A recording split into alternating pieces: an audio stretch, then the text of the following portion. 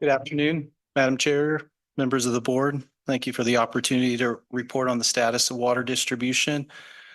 Before I provide my normal report, I'd like to quickly address some items from the floor. You can see here, Mr. Hind, excuse me, is pulling up the contact information for our irrigation system operators.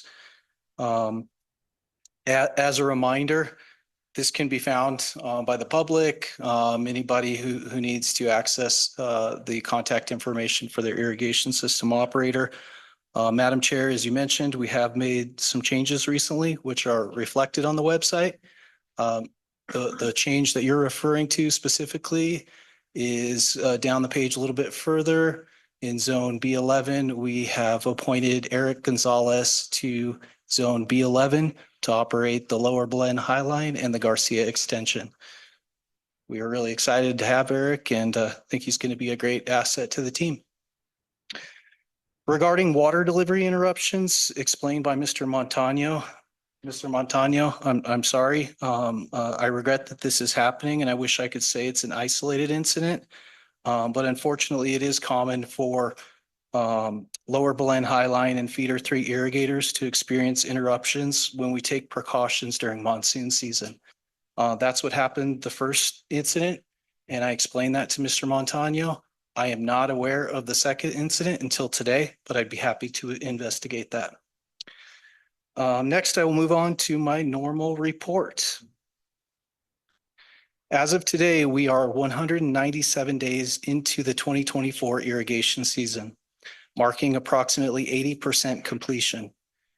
During the recent period of storage releases, we have been fortunate to have a reliable water supply, which allowed us to make meaningful irrigation deliveries throughout the district into September.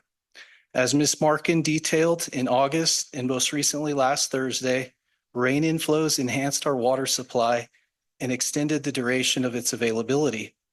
However, MRGCD diversions and canal operations are now transitioning towards low flow conditions.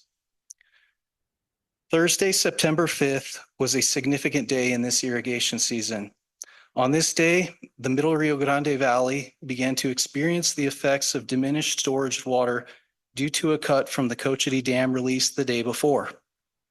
By the morning of the 5th, water levels at the Corrales pumping station fell below the minimum operating threshold. By the afternoon, the pumps were shut down following the completion of ongoing deliveries. That evening, a high-intensity rainstorm impacted the Cochiti Division and surrounding areas. Arroyo inflows created a substantial pulse, with the San Felipe River gauge reporting over 4,000 cubic feet per second. That night, the pulse quickly traveled down the river, leading to debris problems and a diversion gate issue at Angostura Dam before midnight. Meanwhile, southern divisions also experienced impactful rain events and arroyo inflows. It was indeed an eventful day. The slide shows a hydrograph of the Rio Grande gauge at San Felipe, which demonstrates flow conditions leading up to, during, and after the rain event on September 5th. A takeaway from this graph is how rapidly the pulse spiked and settled to base flow conditions. Next, there is a quick video of the Rio Galisteo, which is one of the inflows that contributed to this river pulse. It's pretty impressive.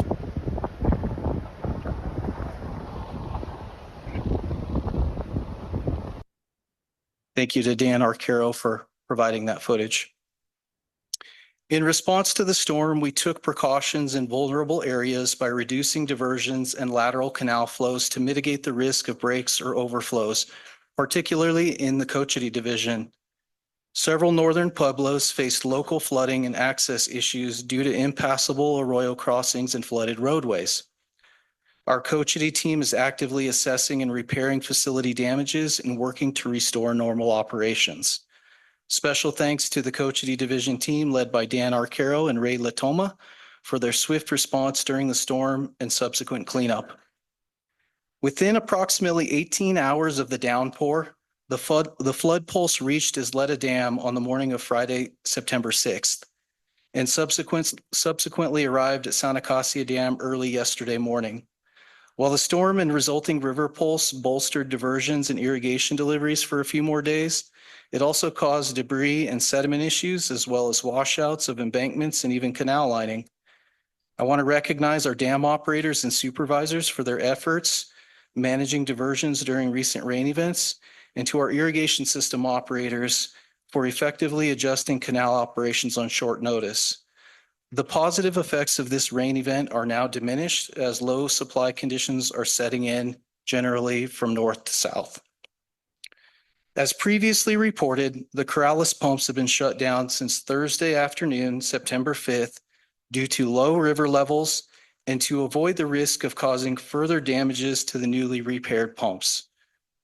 During recent visits, I observed that the pumps were working harder, making louder noises, and drawing less water prior to the shutdown. We are working closely with our contractor to ensure that both pumps are in good working condition for future use.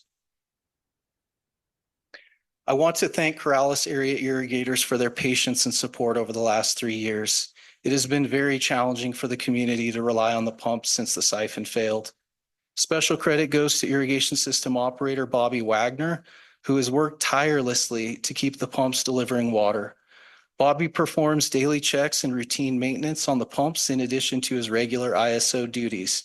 His dedication is commendable, and he's prepared to resume irrigation deliveries if water levels rise and the pumps can operate again. However, it will take sustained rain inflows to prime the pumps, restore their operation, charge the canals, and make deliveries again this season. Unfortunately, the sudden river spike originating near San Felipe that we just showed you did not last long enough to be taken advantage of by the pumping station. It was really here today, gone tomorrow, less than 12 hours really. As Ms. Markin emphasized, available storage water has been depleted, and native flow is not expected to be enough to meet the agriculture and conveyance demand. Supply conditions are changing rapidly with the end of storage releases and the attenuation of recent rain inflows, leading to water shortages. During shortages, prior and paramount lands of the Pueblos will receive water preferentially over other lands of the MRGCD. Any water exceeding the prior and paramount demand will be distributed to other MRGCD lands as efficiently and equitably as possible. There is not going to be much water to work with if the rains don't return. Irrigators should expect limited irrigation deliveries and the possibility of extended periods with no water. We have implemented rotations to systematically distribute limited supplies.